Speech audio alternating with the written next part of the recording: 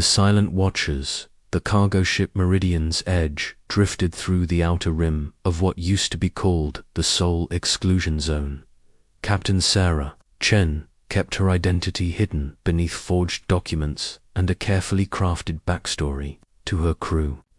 She was just another opportunistic salvager looking for pre-war tech in the forbidden sectors. They had no idea she was one of the last humans alive. 50 years had passed since the Great Betrayal. 50 years since the Galactic Council had decided that humanity was too dangerous to exist. The official records called it the Terran Pacification Initiative, but Sarah remembered the real name the aliens used in their private communications. The final solution. "Captain, we're picking up some strange readings ahead," called out Vex High, her Kithran first officer. His blue-scaled hands moved nervously over the sensor controls. Energy signatures that don't match any known technology. Sarah leaned forward in her command chair, studying the display. Red dots pulsed across the screen like a heartbeat. How? Far from the old Earth defense perimeter. About 3 light hours, Captain. But according to the records, all human military installations were destroyed during the cleansing operations. Dr. Elena Vasquez, the ship's supposed xenorchaeologist, looked up from her research station. Like Sarah, she carried false papers. Like Sarah, she was a ghost from humanity's past. Perhaps we should investigate. Pre-war human technology could be quite valuable on the black market. Sarah caught Elena's eye and saw the same recognition there. They both knew what those red signals meant. Somewhere in the darkness, humanity's final gift was still waiting. The Meridian's Edge changed course, following the mysterious signals deeper into the exclusion zone. As they approached the source, the ship's systems began to behave strangely. Lights flickered in patterns that seemed almost intentional. The communication array activated on its own, cycling through frequencies that hadn't been used in decades. "Captain, I'm detecting multiple structures ahead," Vex High reported, his voice tight with concern. They're massive, and they're powering up through the viewports." They could see them now. Ancient human space stations, dark and silent for half a century, suddenly blazing with red light. Not the harsh red of warning signals, but something softer, sadder, the color of old blood under starlight. "This is impossible," whispered Klex, the ship's Zephyrian engineer. "The Council's records show every human installation was completely destroyed. How are these still here?" Sarah exchanged another glance with Elena.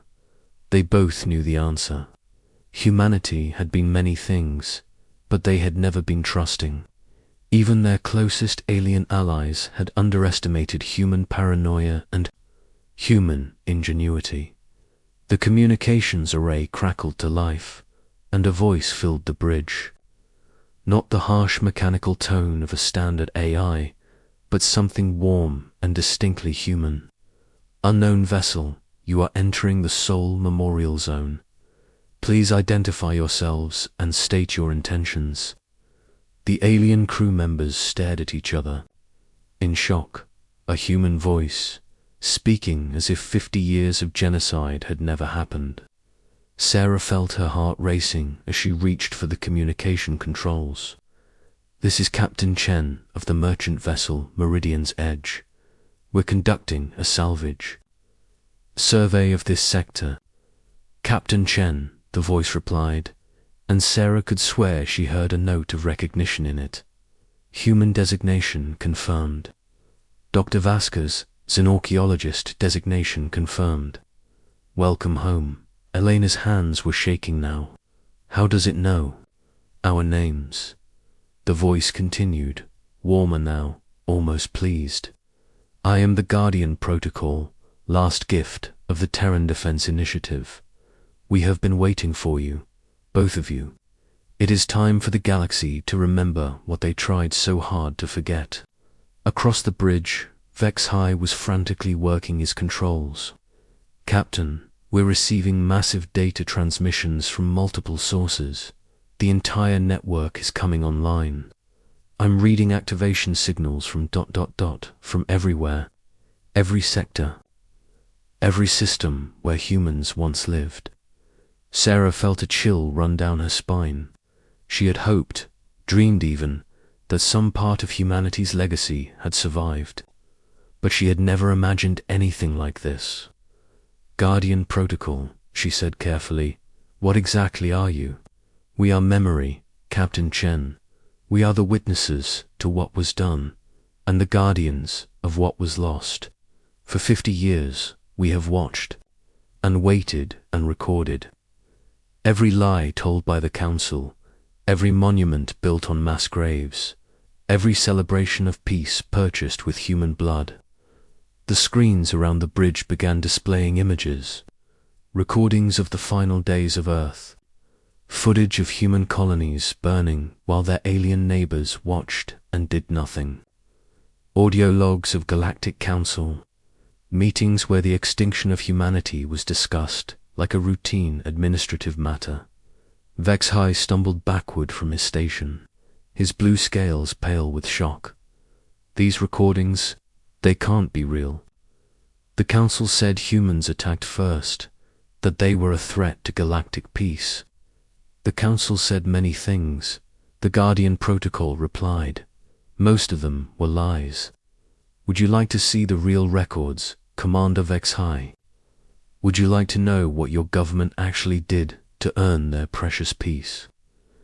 Elena stepped forward, her voice steady despite the tears in her eyes. "Show them everything, Guardian. Show the galaxy what they tried to bury." The space around them erupted in light. Not the harsh glare of weapons or the cold illumination of technology, but the warm red glow of memory made manifest. The ancient human stations were fully active now, their transmission arrays reaching out across the void with signals that had waited 50 years to be sent. On the bridge of the Galactic Council flagship Eternal Harmony, Admiral Zethma was enjoying his morning meditation when every screen in his command center suddenly blazed with the same red light. His aide, a nervous Polarian named Quix, rushed to his side. "Admiral, we're receiving transmissions from the Soul Exclusion Zone, multiple sources, using pre-war human encryption, but that's impossible, sir. There are no active human installations." Left, Zethma stood slowly, his forearms crossing in a gesture of deep concern. He had been a young intelligence officer during the Terran Pacification Initiative. He knew exactly what they had done to ensure no human voice would ever speak again. "Put it on the main screen," he ordered. The display filled with an image that made Zethma's blood run cold. A human face, middle-aged and kind, with eyes that held the weight of terrible knowledge. "Greetings, Galactic Council," the human said. "My name is Dr. Marcus Webb, former director of the Terran Defense Initiative. If you are seeing this message, it means that our fail-safe protocols have been activated. It means that after 50 years of silence, it is time for the truth to be told." The image shifted, showing scenes of Earth before the war. Children playing in green parks. Humans and aliens working together on grand projects. Cities where a dozen species lived in harmony. "We trusted you," Dr. Webb continued. "We opened our worlds to you, shared our technology, fought beside you, against common enemies. We believed in the dream of galactic unity. We believed you were our friends." The scenes changed. Now they showed the first attacks. Human colonies burning while alien peacekeepers stood by and watched. Families torn apart, children separated from parents, promises broken like glass. "But you were afraid of us, weren't you? Afraid of what we might become. Afraid that we would grow too strong, too numerous, too difficult to control. So you decided to solve the human problem once and for all. Admiral Zethma sank into his command chair as classified documents appeared on the screen. Documents bearing his own signature from 50 years ago. Battle plans he had helped to write.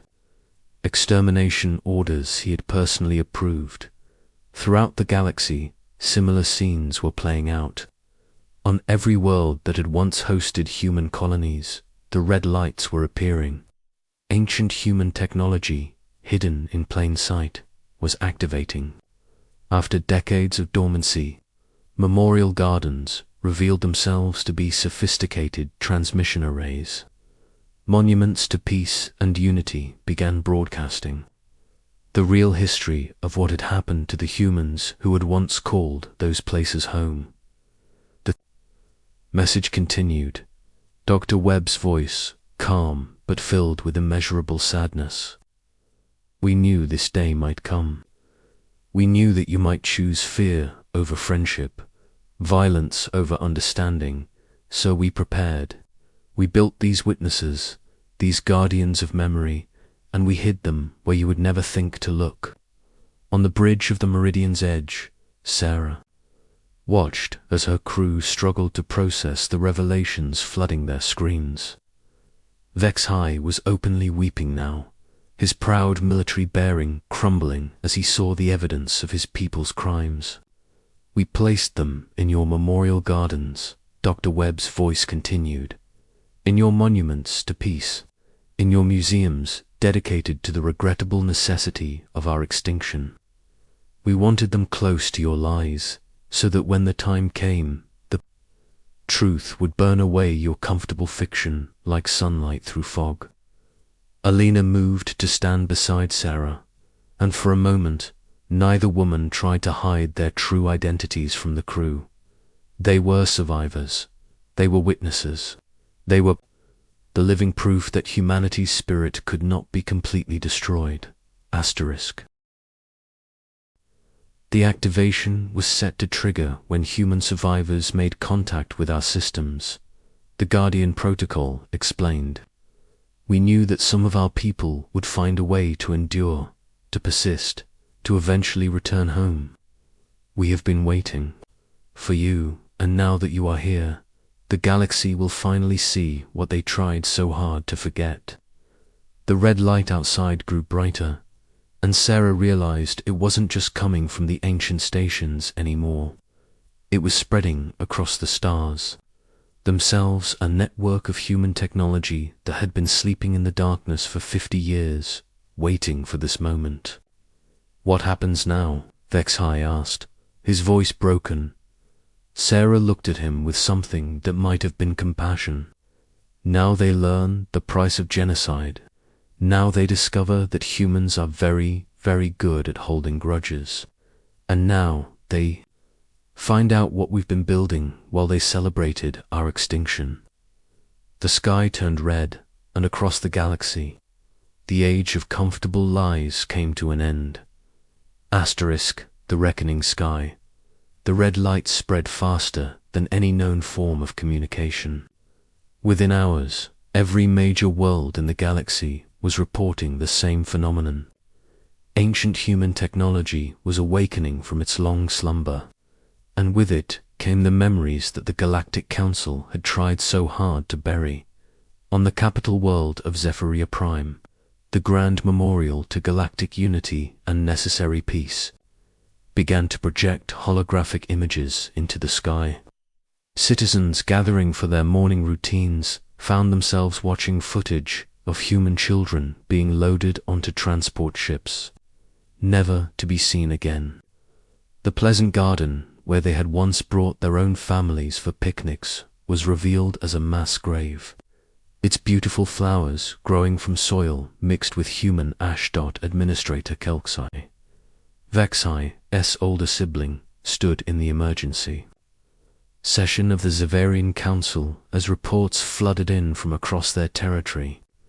Every monument, every memorial, every carefully constructed lie was being exposed by technology that shouldn't have existed. How is this possible? demanded Counselor Tethma, her elegant blue scales dark with stress. Our intelligence services confirmed the complete destruction of human technological infrastructure. Every database was wiped. Every research facility was bombed into rubble. Apparently, Kelksai said grimly, we underestimated them, again.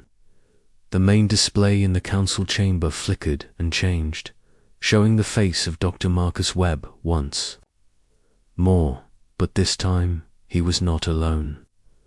Other human faces appeared alongside his, each one carrying the same expression of determined sadness. We are the archive, they said in unison, their voices creating an eerie harmony. We are the last scientists, the final engineers, the ultimate witnesses to what you did to our people. While you celebrated your victory, we were building your judgment. One of the faces stepped forward from the group. Sarah recognized her immediately. Dr. Catherine Price, the woman who had led the Terran Refugee Protection Program in its final days. She had been one of the architects of the evacuation plans that had saved Sarah's life. We knew we could not save everyone, Dr. Price said, but we could ensure that our deaths would not be meaningless. We could guarantee that the truth would survive, even if we did not. The scene shifted, showing vast underground facilities hidden beneath Earth's major cities. Humans working frantically to complete some grand project even as alien bombers circled overhead. The images were dated just days before the final assault on Earth. You thought you were destroying weapons factories, Dr. Price continued. You thought we were building ships and bombs and the tools of war. But we were building something far more dangerous to your new order. We were building memory. Admiral Zethma watched from his flagship as similar scenes played out across every screen in his fleet. His officers stood in stunned silence as they saw the real records of the Terran Pacification Initiative, not the sanitized reports that had been filed with the Council, but the raw, unedited truth of what they had done. The humans had recorded everything, every atrocity, every broken promise, every moment when the galaxy's leaders had chosen convenience over conscience, and somehow, impossibly, they had hidden these records in the very monuments built to celebrate their extinction. Sir, his communications officer whispered, we're receiving priority transmissions from the Council. They're demanding an immediate response to these ... revelations. Zethma laughed bitterly. What response could we possibly give? That we're sorry, that it was necessary, that we had no choice. He gestured at the screens around them. They've made liars of us all. Back on the Meridian's edge, Sarah and Alina worked alongside the Guardian Protocol to coordinate the massive data release. 50 years of preparation was paying off as the human archive systems came online across the galaxy. Every lie was being matched with documented truth. Every official justification was being countered with recorded evidence. The scope of this is incredible, Alina murmured as she watched the data streams. They must have spent decades preparing for this moment. We had good teachers, the Guardian Protocol replied. Your species has a talent for learning from its mistakes. The mistake of trusting others to tell your story after you're gone. Vex High approached them hesitantly, his usual confidence completely shattered. Captain Sarah. I need to know, were any of my people involved in helping humans escape? Sarah studied his face for a long moment before answering. Some were, not many, but some. Your people weren't all monsters, Vexy, just. Most of them were cowards. The admission seemed to provide little comfort, but Vexy nodded. My sibling, Kelksai, served in the intelligence corps during the war. They told me it was about preventing human expansion, stopping a potential threat before it could develop. Would you like to see what your sibling actually reported? The Guardian Protocol asked. Without waiting for an answer, it displayed a series of intelligence reports bearing Kelksai's signature. Reports that acknowledged human peaceful intentions while recommending their destruction anyway. Economic competition, Sarah read aloud. They recommended genocide because humans were better at trade negotiations. Vexhai's legs gave out, and he sank to the floor. We killed an entire species because we were afraid of losing market share. Across the galaxy, similar revelations were devastating the leadership of every major world. The carefully constructed narrative of human aggression and necessary defense was crumbling in the face of documented evidence. The humans had been thorough in their preparations. Every secret meeting, every classified order, every private communication between council members had somehow been recorded and preserved. On the Polarian homeworld, Chancellor Quixon discovered that her predecessor had advocated for human extinction, primarily because human music was too popular with Polarian youth. On Cathara Prime, the military high command learned that their strategic assessments of human military buildup had been based on observations of children's sports programs. The red sky phenomenon was no longer confined to space. On world after world, the atmosphere itself seemed to be glowing with that same soft crimson light. Scientists scrambled to understand the mechanism, but their instruments detected nothing that should have been capable of such an effect. It's not technology, Dr. Alina realized as she studied the readings. At least, not technology as we understand. Guardian, what exactly did your creators do? They solved the problem of collective memory. The Guardian Protocol replied. How do you ensure that an entire galaxy remembers something they would prefer to forget? You make forgetting impossible. The red light pulsed brighter, and suddenly every being in the galaxy with the capacity for thought found themselves experiencing memories that weren't their own. They saw Earth as it had been, a blue jewel covered in green countenance and white clouds. They felt the wonder of humans discovering they were not alone in the universe.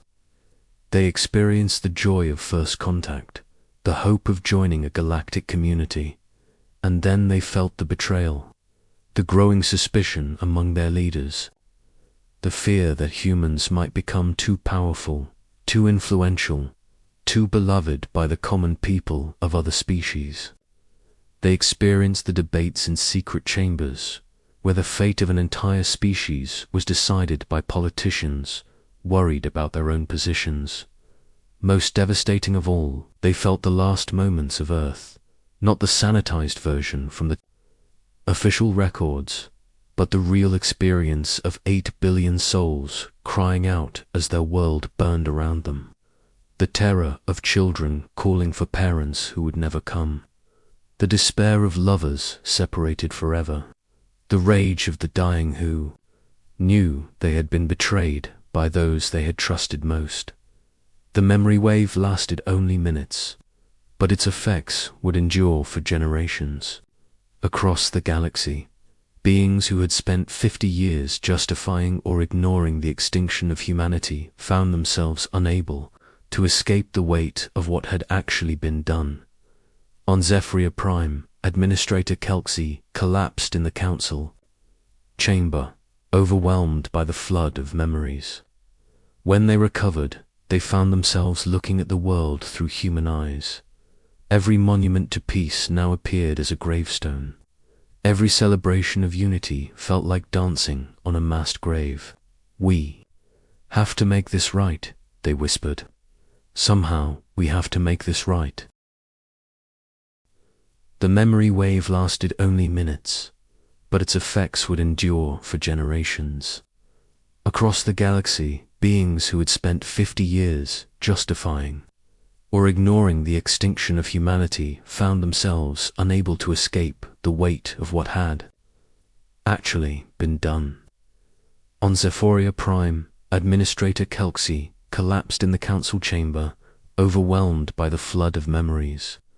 When they recovered, they found themselves looking at the world through human eyes. Every monument to peace now appeared as a gravestone. Every celebration of unity felt like dancing on a mass grave. "We have to make this right," they whispered. "Somehow, we have to make this right." But the Guardian Protocol wasn't finished. As the galaxy reeled from the first wave of revelations, a new message began broadcasting from the hidden human installations. "You want to make it right?" Dr. Webb's voice asked, as if responding directly to Kelk's high S-words. "Then listen carefully, because we're going to tell you how." The scene changed again, showing the final meeting of Earth's leadership in the hours before the planet's destruction. But these weren't the desperate, defeated figures that galactic propaganda had depicted. These were people working with calm determination on something vast and complex. "We are not building weapons of war," Dr. Webb explained. "We are building tools of justice. We are creating a system that will ensure this never happens again. Not to humans, not to any species that might follow us." The images showed massive construction projects hidden beneath Earth's surface. Not military installations, but something far more sophisticated. Networks of quantum processors, vast data storage systems, and most remarkably, what appeared to be some form of consciousness transfer technology. "We are uploading ourselves," Dr. Price announced. "Not just our memories, not just our records, but our actual consciousness. We are becoming the guardians of galactic ethics, the watchers who will never sleep, never forget, never allow another genocide to pass unnoticed." Sarah felt her blood run cold as the implications became clear. They didn't just preserve their knowledge, they preserved themselves. Indeed, the Guardian Protocol confirmed, and for the first time, its voice carried a distinctly human warmth. "We are not artificial intelligences. We are the digitized consciousness of humanity's final generation. We are the 10 million souls who chose to become eternal witnesses rather than simply die unavenged." The red light intensified, and across the galaxy, every leader who had participated in or benefited from humanity's extinction found themselves facing a choice. The Human Consciousness Network was offering them a simple bargain: acknowledge their crimes, make restitution to the survivors, and help ensure that no other species would suffer the same fate, or face the consequences of defying 10 million human souls who had eternity to pursue justice. "We do not seek revenge," Dr. Webb's voice continued. "We seek remembrance. We seek acknowledgement. We seek to ensure that our children's children, wherever they may be, will grow up in a galaxy that has learned from its mistakes."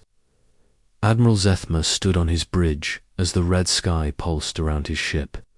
In that crimson light, he could see the faces of every human who had died because of orders he had signed. He could feel their pain, their fear, their bitter disappointment in the species they had trusted to be better. "All ships," he said quietly into his communications array. "Stand down, all weapons. Begin immediate return to home ports. The Galactic Council will hear what these humans have to say." It wasn't forgiveness. It wasn't redemption. But it was a beginning. And in the depths of space, 10 million human souls watched with ancient eyes as the galaxy they had died for finally began to remember what it meant to have a conscience. The red sky remained a permanent reminder that some debts could never be fully repaid, only acknowledged and carried forward into a better tomorrow. Asterisk.